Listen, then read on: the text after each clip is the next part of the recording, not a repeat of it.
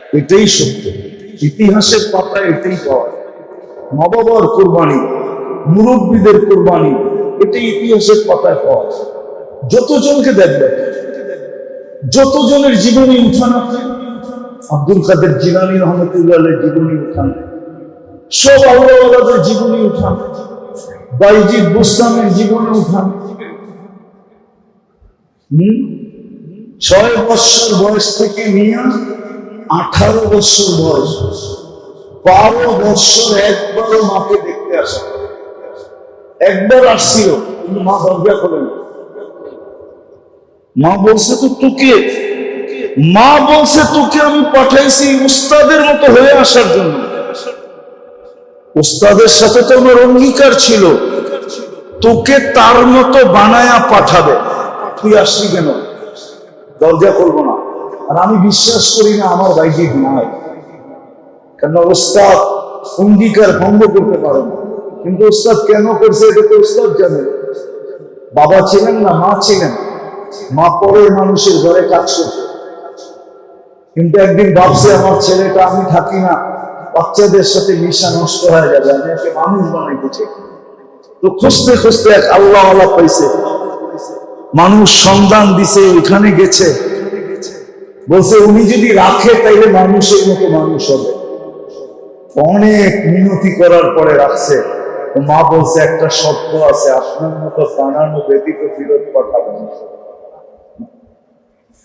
কিন্তু বাইজিদ তো বাইজিদই ছিল, ঠিক না? বাচ্চা হইলে কি হবে, ঠিক না? কি নবী বাচ্চা হইলে তো নবী ডাকে, ঠিক না? বাইজিদও বাইজিদই ছিল।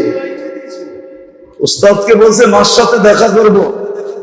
উস্তাদ বলছে এই দিনে যদি এত কি সবক শুনাইতে পারো তাইলে দিব, ছুটি দিব। উস্তাদ জানে এটা একদিনে না, 15 দিনেও শেষ করতে পারবে না। তো বাইজিদ খালি পৃষ্ঠা উল্টাইছে আর আল্লাহকে বলছে আজকে মুখস্থ করলে এটা আপনার দ্বারাই হবে, 1 সপ্তাহ পরে হইলো আপনার দ্বারাই হবে, 1 মাস পরে হইলো আপনার দ্বারাই হবে। মার সাথে দেখা করতে যাব, আজকেই করায়া দেন, কয়েক ঘন্টায় সবক মুখস্থ। উস্তাদকে বলছে সবক মুখস্থ। উস্তাদ বুঝে ফেলছে এটা তো বাচ্চা না,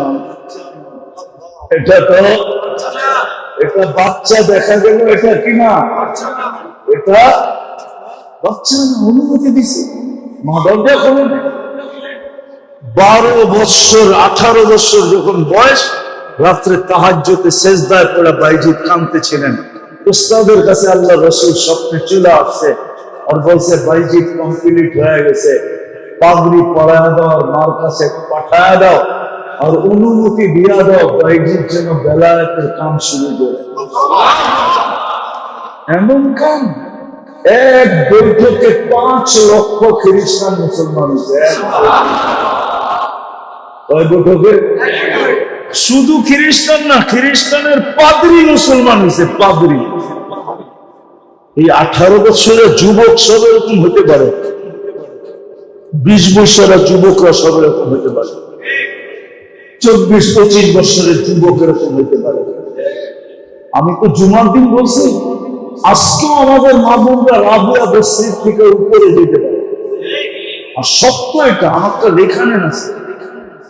আমাদের যেই মা বোনরা ঘরের থেকে পর্দা করে বাহির হবে, হাত মোজা পাও মোজা পর্দা করা, আওয়াজের পর্দা করবে, আমি ওকে লেখা দিব ও রাবেয়ার চাবে,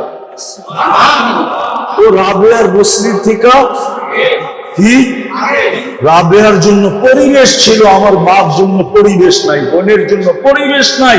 সে বড় যুদ্ধ করে হাত মোজা পাও মোজা বুরকা পরা ঘরের থেকে বাহির হইতেছে, হাজারো আঙ্গুল সোয়া বাহির হইতেছে। তো রাবেয়ার লেখা দিতে পারি এই জমানায় যে ফরজ ওয়াজিব সুন্নতে মুআক্কাদা একটু চেক আদায় করবে আর হারাম আর মাকরুহ তাহরিমি থেকে বাঁচবে, ও হাসান বসরির চেয়ে। হাসান বসরির জন্য পরিবেশ ছিল, আনতুম তাজিদুনা লিল হাক্কি ওয়ানা, আল্লাহ রাসূল বলেছে তোমরা হকের উপরে থাকার জন্য পরিবেশ পাইতেছো। আজকে কোনো পরিবেশ নাই। এই জন্যই পায়ে হাত দিয়ে বলি, আজকে যারা পরিবেশ গড়ার জন্য লাগবে, নিজের সময় দিবে নিজেকে পরিবেশ গড়ার জন্য। ঘরের ভিতরে যদি মা বোনরা দিল, আর বাহিরে যেই পুরুষ এই পরিবেশ গড়ার জন্য নিজেকে লাগাবে, আপনি জানেন না আপনার মর্তবা কোথায়। আপনি তো ওদের সাথে সংযুক্ত হবেন যারা এই পরিবেশ বানানোর জন্য প্রথম দিন থেকে কুরবানি দিতে দিতে 13 দোকান পর্যন্ত বেচা হয়েছে। সাহাবায়ে কেরাম পরিবেশ বানানোর জন্য সবকিছু লুটায় দিয়েছে, দুনিয়ার কোনায় কোনায় সফর করছে। ও মেরে দোস্ত, শাহজালাল কি সিলেটের রং দেখতে আসছিল না সৌন্দর্য দেখতে আসছিল? কেন আসছিল? 12 আউলিয়া কেন আসছিল? আল্লাহর রাসূল মক্কায় এখনো হিজরত করেন না, 4 সাহাবী বাংলাদেশের রূপ দেখতে আসছিল নাকি? ওই সময় তো 4 সাহাবী বাংলাদেশে চলে আসছে। আমার কাছ থেকে ইতিহাস নেন, নাম সহ নেন। আবু ওয়াক্কাস, সুহাব ইবনে মালিক, কাসিম ইবনে হুযাইফা, উরওয়া ইবনে সাসা, 4 সাহাবী বাংলাদেশে চলে আসছে। 2 জন এখান থেকে ফিরে যেতে পারে না, কবর হয়ে গেছে। 2 জন এখান থেকে চিনে গেছে, আবু ওয়াক্কাস আর সুহাব ইবনে মালিক। 2 জনের কবর চিহ্নিত আছে, 2 জনের কবরের চিহ্ন নাই, আছে বাংলার মাটির নিচে। প্রথম জামানার কুরবানির জান লাগছে বাংলার মাটির নিচে। আপনি বাংলার মাটি চিনেন না, এটা বড় কঠিন মাটি। যা ওইদিকে আমার যাওয়ার সুযোগ নেই। এই জন্য যারা পরিবেশ গড়ার জন্য লাগবে, আজকে একদল তো লাইগা আছে বসবাস যোগী পরিবেশ বানানোর জন্য, একদল লাইগা আছে। আরেক দল যদি আমরা লাইগা দিতে পারি যে আমরা দিনী পরিবেশ বানানোর জন্য লাগবে, শুধু এই ওয়ার্ডটাকে টার্গেট করে বানাবো। যে আমাদের এখানে 2টা জিনিস আমি বলছি, যে আমাদের এখানে একজন বেনামাজি থাকে।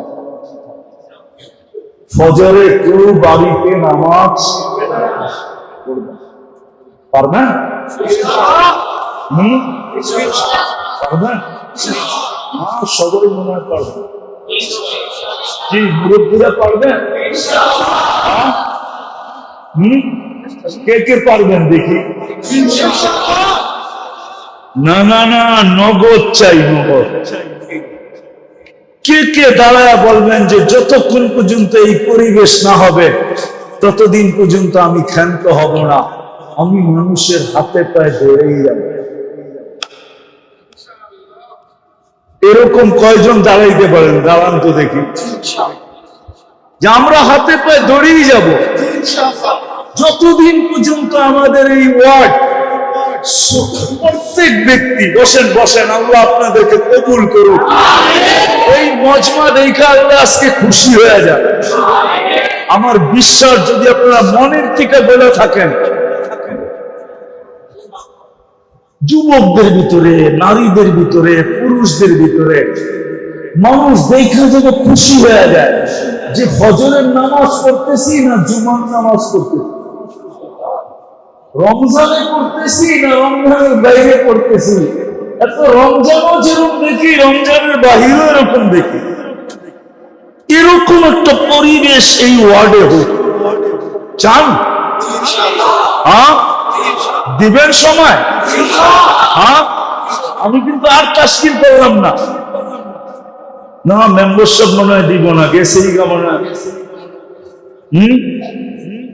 দিব না, দিব না। আপনারা দিলে মনে হয় মেম্বারও দিব, ঠিক না? আমি ইমাম সাহেবদের কাছে মুআদ্দাবানা দরখাস্ত করবো এই ওয়ার্ডের।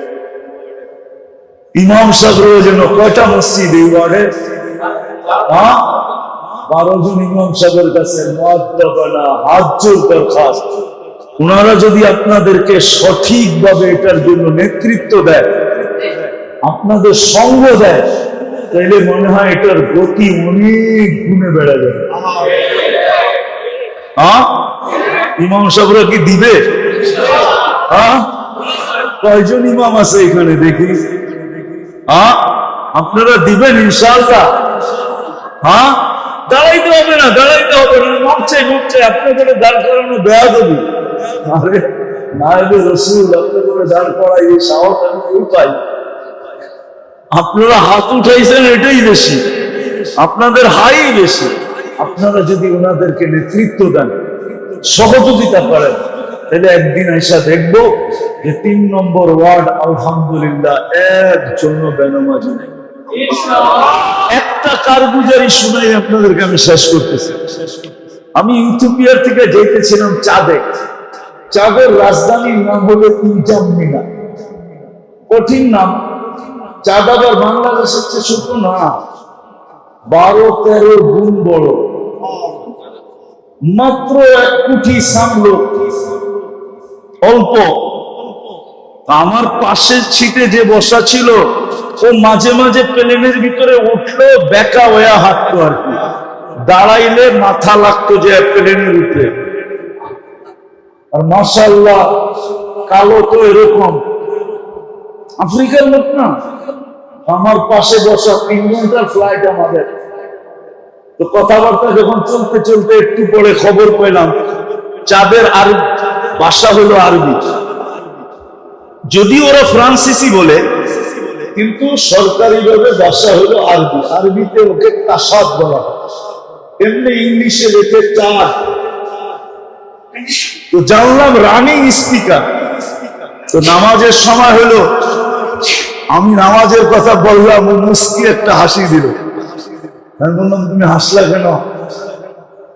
তো বলে শোনো, মুসলমান নামাজ পড়ে না এটা তুমি বিশ্বাস করো কি করে? তারপরে বললো শোনো, আমাদের চাঁদে কোনো বেনামাজি নেই, কোনো বেনামাজি নেই। 20% খ্রিস্টান এখানে, 80% মুসলমান, মুসলমানের দেশ।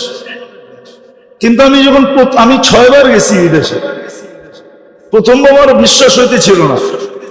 নামার পরে যখন আমি পুরো খবর নিলাম, তখন দেখলাম না, হি ইজ রাইট, সেই সত্য। আমি বুঝ ধারণা করছি। তারপরে তো 6 বার গেছি, প্রেসিডেন্টের সাথে দেখা হয়েছে, প্রধানমন্ত্রী, সেনা প্রধান, টানা আমি 6 বছর গেছি। একটা দেশ একজন বেনামাজি নেই, একজন। নামাজের সময় প্রধানমন্ত্রীর ঘরে সে বলতেছে আগে নামাজ পড়ালো, সে নামাজ পড়াইলো, আমরা পড়লাম। কেরাত শুনে আমার মন ঘুরে গেল, এত সুন্দর কেরাত, অথচ প্রধানমন্ত্রী। আমার 2 দিন ডাকছে, আমি একটু নিঃসুপ্ত, শানসুন আমার কাছে ভালো লাগে না, আমি নিঃশ্বাস চলতেই ভালো লাগে। প্রথম দিন দেখা বলছে তুই তো বড় নিঃসুপ, কালকে আসিস। কালকে আবার একটা সময় দিছে, গেছি, লম্বা গল্প হয়েছে। তোর কেরাত শুনে আমি মুগ্ধ হয়ে গেছি। প্রধানমন্ত্রী কেরাত এত সুন্দর, আমার ওর সামনে কেরাত করতে লজ্জা লাগছে যে আমি কি কেরাত করবো, কেরাত এত সুন্দর কেরাত। আপনারা একটা পরিবেশ বানাবেন পাক্কা তো? দোয়ার পরে তরতিব বানায় আনিব, ঠিক আছে? মসজিদ দোয়ার তরতিব। আমি চাই 3 নম্বর ওয়ার্ডটা এরকম হোক যে ফজরে আইসা সবাই বলো ফজর না জুমা। রমজানের বাহিরে মসজিদে আইসা মানুষ বলো, বাহিরের লোক আসতে বলো আপনাদের এখানে কি রমজান চলতেছে না রমজানের বাহির? রমজান চলতেছে, যাতে আপনারা বলতে পারেন আমাদের এখানে রমজানও যেরকম, রমজানের বাহিরও এরকম। জুমায় যতজন মুসল্লি, ফজরে অতজন মুসল্লি হবে। আল্লাহ আমাদেরকে আমল করার তৌফিক দান করেন। মা আলাইনা ইল্লাল বালাগ। হ্যাঁ, তো মেরে দোস্ত, শেষ কথার জায়গার দিকে চলে আসছি আমি। আমরা পরিবেশ বসবাসের জন্য তো করছি বটে, কিন্তু আরেকটা পরিবেশ যে মুসলমানের জন্য দরকার ছিল, সেটা হলো দিনী পরিবেশ। কি ওই পরিবেশ করি আমাদের উচিত ছিল বসবাসযোগ্য পরিবেশের সাথে সাথে এজ এ মুসলিম, আমি মুসলমান হিসাবে আমার দিনী পরিবেশ বানানো দরকার ছিল। তাইলে আমার কথাটা শক্ত হইতো যে কোন মুসলমানকে দেখা কেউ আঙ্গুল উঠাইতো না। মুসলিম পরিবেশ দেখা মানুষ ঢুকার জন্য, থাকার জন্য পাগল হয়ে যেত। যে এত সুন্দর পরিবেশ, এত সুন্দর পরিবেশ, এত সুন্দর পরিবেশ।